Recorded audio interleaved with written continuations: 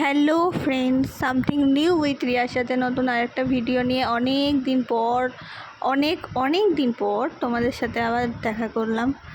আমি বলেছিলাম যে নতুন কিছু দেব, নতুন কিছুটা ঠিক কীভাবে পরিবেশন করব তোমাদের সামনে সেটা এখনও বুঝে উঠতে পারছি না।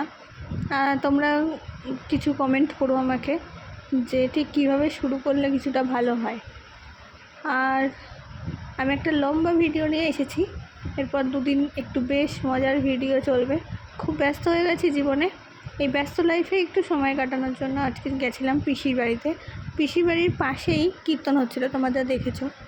সেখানে যাওয়ার পর আমরা রুমে ঢুকে প্রচণ্ডই গরম লাগছিলো, তাই আশেপাশটা একটু ঘুরতে বেরিয়েছিলাম।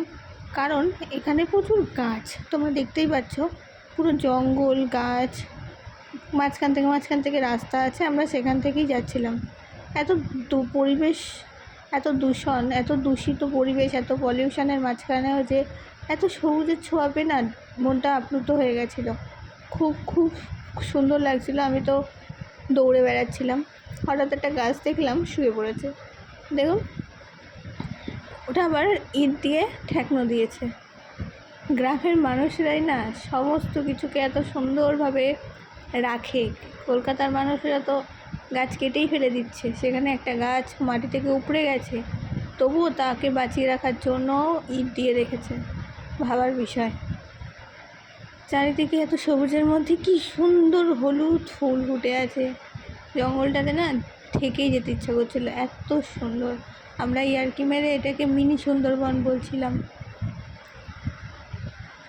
ভালোই বেশ দিনগুলো কাটছিল, কিন্তু প্রচণ্ড গরম ছিল। তার মধ্যে এই পুকুরটা থেকে বেশ লোভ হচ্ছিল জলে নামার জন্য। আমি জলে নেমেও ছিলাম, সেই ক্লিপটা নেওয়া হয়নি, কারণ আমরা 4 জন ছিলাম আর 4 জনই জলে নেমেছিলাম। ভিডিও তখন আর করার উপায় ছিল না, একটা ফটো তুলেছিলাম, লাস্টে অ্যাড করে দেব। এত সুন্দর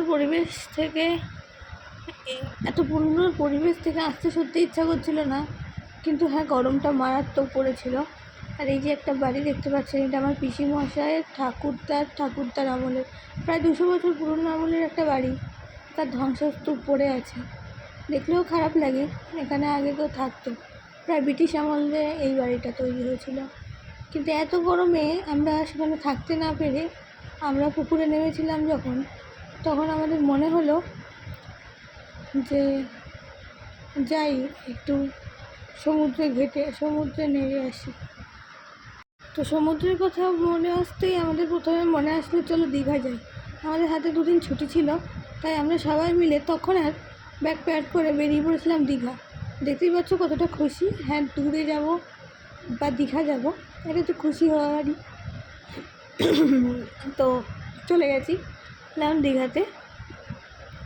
প্রথমে আমরা বাসের টিকিট বুক করেছিলাম, আর সেখান থেকে আমরা হরিণী হোটেলের টিকিট বুক করেছিলাম। তো আমাদের কাছে তো সেরকম ড্রেস কিছুই ছিল না, যেহেতু পিসির বাড়ি গেছিলাম। তাই জন্য এই যে এসপ্ল্যানেড থেকে যেহেতু বাস ধরেছি, ওখান থেকেই কিছু ড্রেস কিনে নিয়েছিলাম। যেখানে স্মার্ট বাজার, বিগ বাজার দুটোই আছে, ওখান থেকে কেনা হয়ে গেছে। তারপর আমাদের বাস এসে গেছিলো। বাসটার ছবি তুলতে পারিনি, বাইরেরটা, ভিতর দিকের ছবিটা খানিকটা এরকম ছিল, বেশ ফাঁকাই ছিল বাসটা। আস্তে আস্তে দেখলাম ভরে গেছিলো। মাথার উপরে এই এসিগুলো আমার খুব পছন্দর এসি, এরকম করলে বন্ধ হয়ে যায়, আবার এরকম করলে হাওয়া বেরোয়, খুব ভালো লাগে আমার। বাসে উঠে আমরা একটু চাউমিন খেয়ে নিলাম, কারণ অনেকটা জার্নি করতে হবে। আমাদের বাস ছিল 5:30টার সময়, 5টায় ছেড়ে দিয়েছিল, আর পৌঁছেছিলাম রাত 10:30টায়। হোটেল বুক করা ছিল, তাই আমাদের কোনো সমস্যা হয়নি। তারপরে এই যে বাইরের দৃশ্য দেখতে দেখতে আমরা পৌঁছে গেছি দীঘাতে। আর ওই যে দূরে দেখতে পাচ্ছ, হ্যাঁ, এটা হচ্ছে আমাদের দীঘার জগন্নাথ মন্দির। রাত্রিরে আলোতে ভীষণই সুন্দর লাগছিল। তোমরা যদি দীঘা যাও অবশ্যই দীঘার জগন্নাথ মন্দির দর্শন করবে। কালকে পুরো ভিডিওটা ভালো করে দেখাবো, আমি নিজেও যাবো। তারপরে এই যে আমরা রুমে এসে গেছিলাম, আর এই যে আমাদের যেহেতু 4 জন ছিলাম, একটাই রুম নিয়েছিলাম, 2 বেডের এসি রুম। বেশ কমের মধ্যেই রুমটা পেয়ে গেছিলাম। আর এর আগেও হোটেলটায় এসেছিলাম। হোটেলের প্রত্যেকটা লোকের ব্যবহার, এখানকার খাওয়া দাওয়া খুবই সুন্দর। এদের নিচেই গ্রাউন্ড ফ্লোরে একটা রেস্টুরেন্ট আছে, সেখানে রাত্রেবেলা আমরা চলে গেছিলাম। আর নিয়েছিলাম ভেজ থালি, ছিল স্যালাড, আলু ভাজা, ডাল, বাঁধাকপির তরকারি, মাছের ঝোল ও আর একটা ফুলকপি আলু দিয়ে তরকারি। সাথে লাস্টে ছিল চাটনি, পাঁপড়।